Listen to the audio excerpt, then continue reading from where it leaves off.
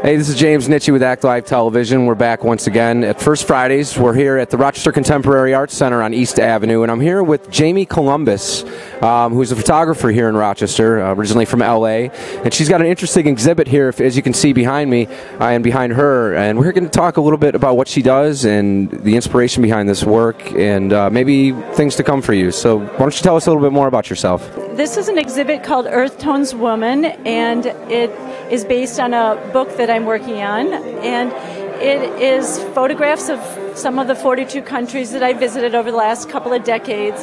And mostly I photograph women in tribal areas, indigenous women. I like to photograph them in the fields, doing their laundry, washing in the lakes, the collective activities that women do to form community around the world. And here we have many photographs that are in frames that I've either created out of ceiling tiles or that were designed in the country of origin, and they're displayed in an environment that's very relaxing for people to sit down, write in a journal, and hang out here. I've designed different things to put on the walls so that it feels like a home environment.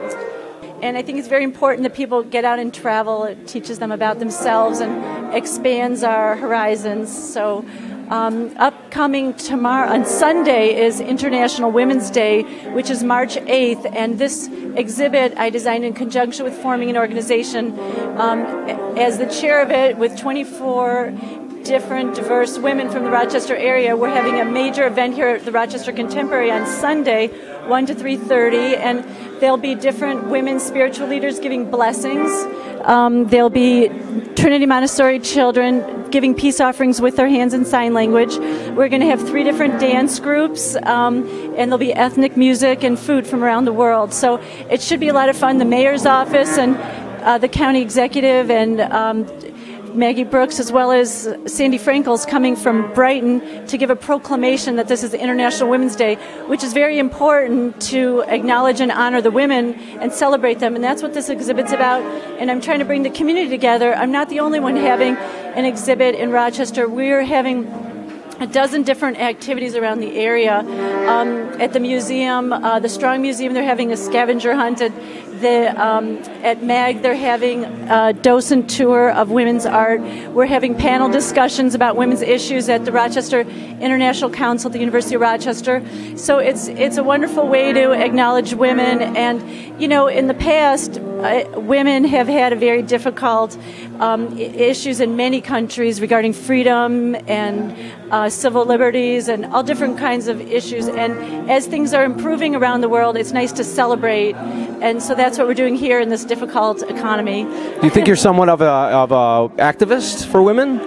I never thought of it before. I call myself more of a modern gypsy, a person who has a very, busy life compared to the life that I enjoy photographing around the world. So, right. I'm not really. Maybe I'm becoming one. I'm more of a community organizer than I am activist. But the way that this organization is going and the volunteers and the activities that people are asking for, we may get more involved in other, areas of women's concerns along the way.